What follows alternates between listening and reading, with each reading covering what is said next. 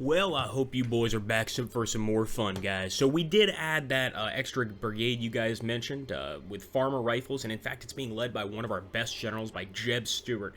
Not the greatest idea, I think, to go forward with Jeb Stewart and try to make him an infantry commander, but we're going to try to ambush this convoy and essentially steal it from the Union. So let's jump in here and see how it goes. So the Union is massing its army near our capital. We can't have that, guys. Just imagine the Union actually able to get to Richmond, stop the rebellion way early. It's just not something we want. So we know that General McDowell is leading about 7,000 forces, and we need to try and seize these supplies. Now, we only have so many men. We do, of course, have a few cavalry units, but in general, we're really stuck to just the 8 of 10 brigades. Actually, I'm surprised it's 8. And we're going to go ahead and try to make this work. So this is a beautiful starting point, obviously right here in the woods. I mean, the enemy cannot see us over here, but of course that's going to have to change. And it's namely going to have to change by us going ahead, moving forward into a decent position. And another thing I'm going to do is I'm going to take our cavalry, Jones and Davis, and I'm just going to get over here into the woods, guys, just so that I can watch the damn Yankees. So we've spotted the supply wagons. Obviously, we need these supplies if we can take them. If not, we really just need to try to get the supplies, put it that way. I am moving the whole army forward, so I'm going to try and engage these guys on the road before they have too much cover, and I'm hoping that this is something that's going to work out. So we are bringing all of our new units forward. Jeb Stewart, as you can see, we only could get 1376 for him, but I think that's going to work out just fine, and I'm going to try to take Jones over here, and I'm going to take Davis. I think you guys can see kind of what I'm trying to do, and that is to essentially cut the enemy off. But I do want Cuts, Averill, and a few other guys to get here on time. Now, to save money, we didn't put a lot of major generals in charge, and we also want these guys to really try and increase their strength through combat and make sure that these commanders become the new crop of Southern officers. We're not necessarily going to go with the tried and true Southern officers that work every time. We're going to go for whoever the hell we could get and try to improve on them. So here we go. Our boys are moving forward. It looks like their supply wagons are definitely trying to get the hell out of here. I'm going to try to grab one with Jones. Come on, boys. Kemper, get into line. Stewart. Their snipers already took out a few of their men. But I'm not going to move any closer. I'm just going to set up right here. I'm pretty sure we can take that supply wagon. Get it, boys. Get it, boys. That's ours. We'll send him back to the line. He has been routed.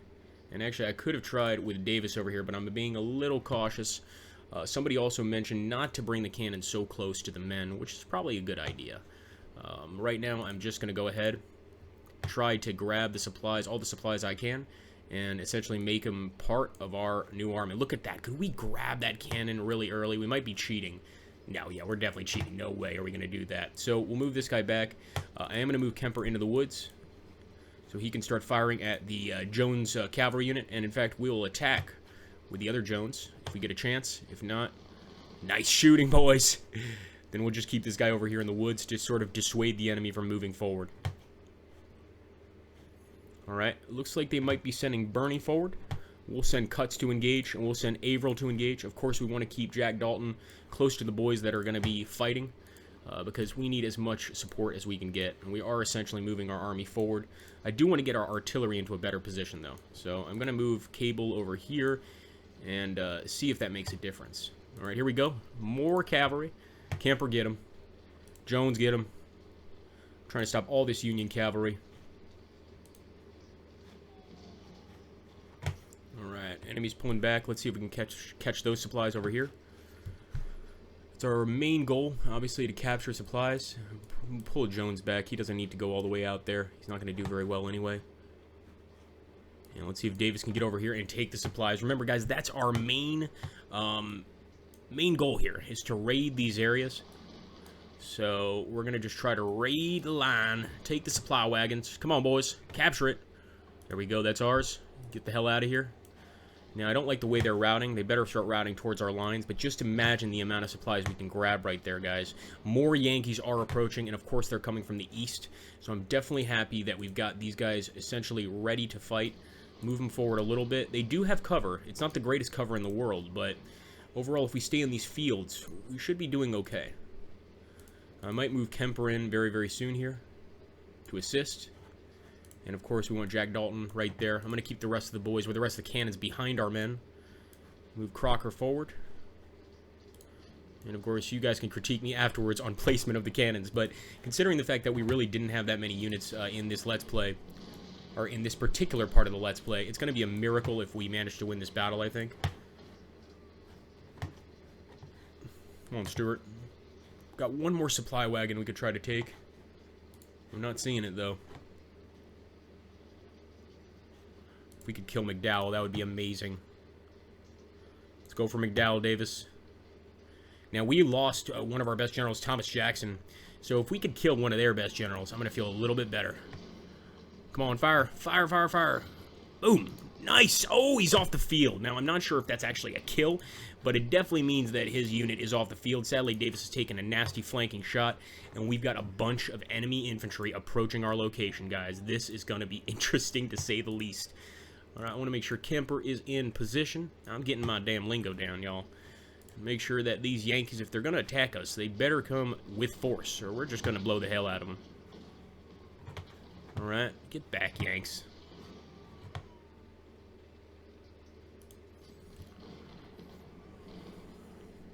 Okay, I don't think they're going to mess with us, to be honest with you. So let's grab Davis, and we're going to go ahead and try to raid some more supplies from the Yankee lines. As soon as Sherman and Wilcox get into position, then I'll start worrying a little bit, and we could probably fold in on them. For those of you that don't know what I mean by fold in, essentially let them get into position and attack them from behind, or just start moving more units in to overwhelm their forces. So here we go. We've got Castle trying to get close for a shot. And in fact, I'm going to send Jeb Stewart up here to deal with this damn artillery, especially if the enemy's not going to push forward. We'll also send Jones up there.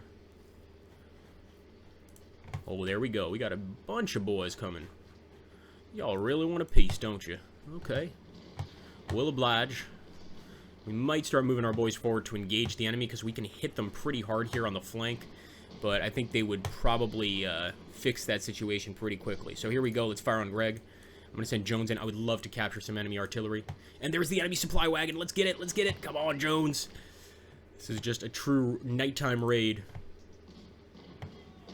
Fire at the cavalry. Alright, we're going to try here to keep firing at the enemy artillery unit with our infantry. And I'm going to move this fellow here, Jones, to try and deal with their cavalry and the rest of their boys. Oh boy. Alright, fire, Jones. Stewart, I expect you to know what to do. Get them pistols ready, boys. Alright, Jones with the cavalry pistol there. Nice shot. In fact, I think they're using a rifle of sorts, a short rifle. But I'm going to try to capture those supplies. There we go. Can we get to Greg, too? That would be amazing. So there we go, guys. Supplies 3, and we're going to charge Greg. I'm pulling back, and it looks like Stewart's going in for the melee. I don't actually have anything against that, if he can make it happen, if he can make it work.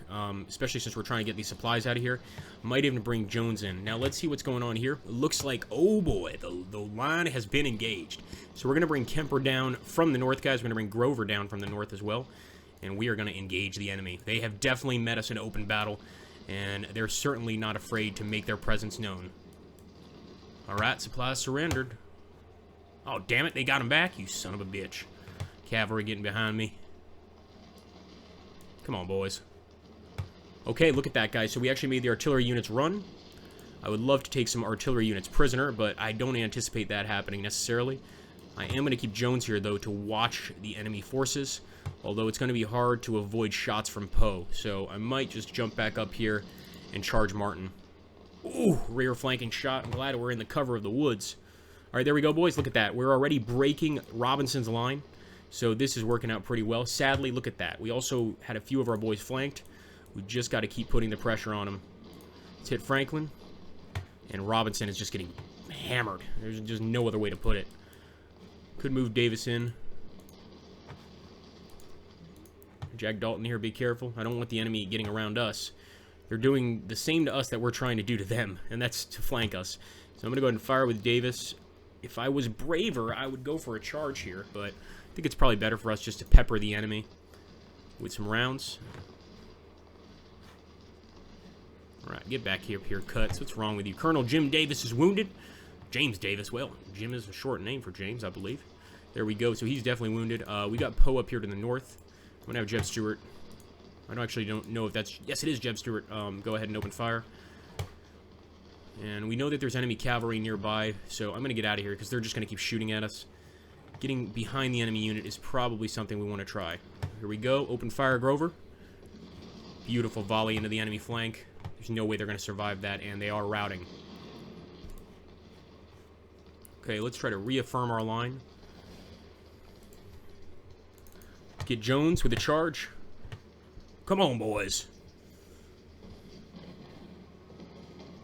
That's what I'm talking about. There we go. Some vicious strikes, blows to Jones. We're going to move this guy south, of course. Jones surrendered, guys. Absolutely awesome. That's going to be a Union general for us to take back home. And I'm also going to try and harass Poe here, because I think if we shoot him a few more times, he's going to take off running. Fire, boys. Nice shooting. Get back. Not bad, not bad. Stuart, matter of fact, I want you going through the woods. Alright, guys. Looks like we got a lot of the Union boys on the run. We're going to bring Cuts up here a little bit closer. And at this point, I think we've captured all the supplies we need to call it a victory. I'm not sure, though, if the enemy's going to be sending some reinforcements here as the battle progresses. Let's go ahead and get Kemper on Poe. You can see all those dead Union boys on the field here. And battle sort of started at dawn, but it's looking like morning now. So, sun's up, and shit is crazy. Put it that way. Alright, Castle. I don't like the fact that you're near Jeb Stuart, but I really don't have much of a choice, do I? I'm going to bring Jones in here to assist Castle. And Kemper, get your ass back. I mean, thanks, but no thanks. Okay, 15 seconds. And remember, we're just trying to protect as many of our men as possible right now. Because that means that in the next battle, which I think is Shiloh, we're going to have quite a lot of reinforcements. Or we should have quite a lot of reinforcements, that is.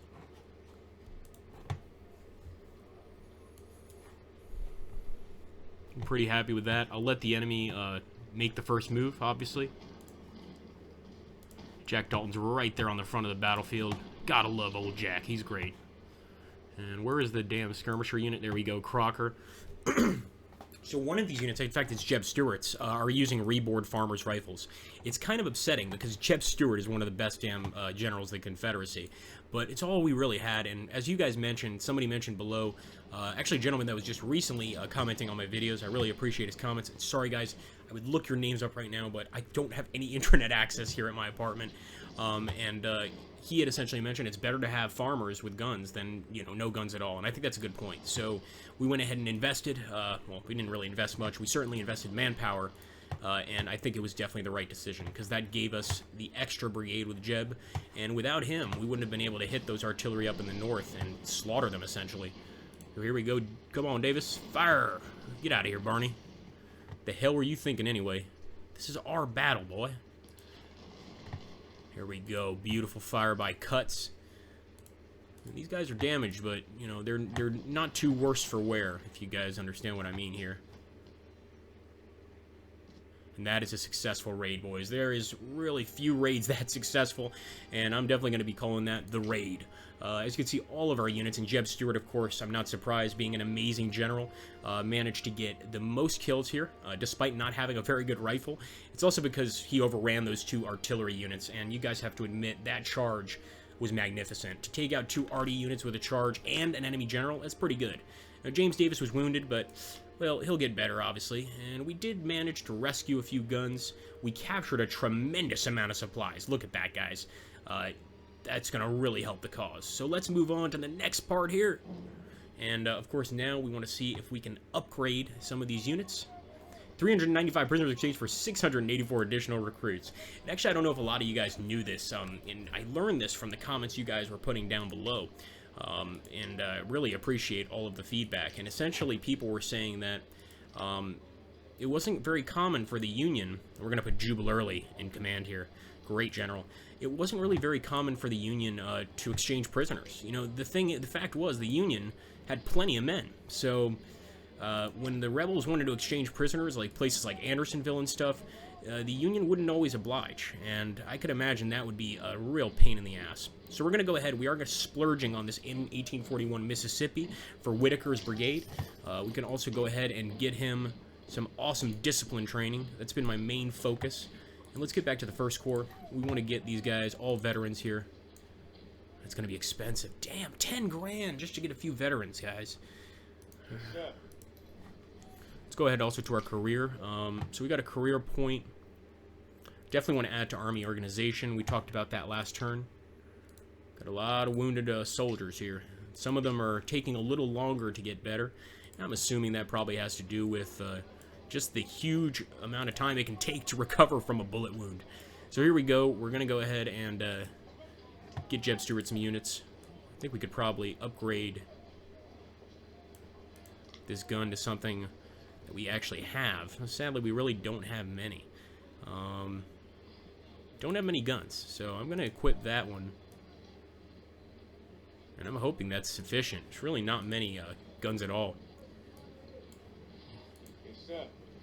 Veteran units. Veteran units. And, of course, more veteran units. Why not? We can actually go ahead and create a new division with Alan Dilger. It's going to be 5,419. But I think we could certainly use a new division. So let's see if we can get a cavalry brigade. I've been wanting a nice cavalry brigade, and I think we can finally splurge on it. It's going to be expensive, to be honest with you, but I think it's probably worth it. And now maybe an infantry brigade? No, damn you. Alright, let's see. So, we got that farmer musket, and it looks like we don't have too many, but how many, what do we have? We got a whole freaking ton of Springfield M1842s, which is quite amazing. So we're going to go ahead and create that unit with Alabac. And maybe throw a few more in supplies. We did just get those supplies from last turn. So I think I'm going to go for, if we can, for a skirmisher unit. See if we have any skirmisher-type weapons. We do have the Sharps model. And maybe we can afford 322. Yeah, I'm not so sure that's a great idea. We really don't have enough money to purchase any cannons or anything like that. So let's grab our M1842s here. In fact, we could get a Palmetto 1842, but it's going to be way too expensive. So we've got plenty of these, and we'll put John Cross in control. And I'm going to boost our supplies. What can I say? I always like to be extra careful here. And I hope that this is going to be enough guys for the next battle, the Battle of Shiloh.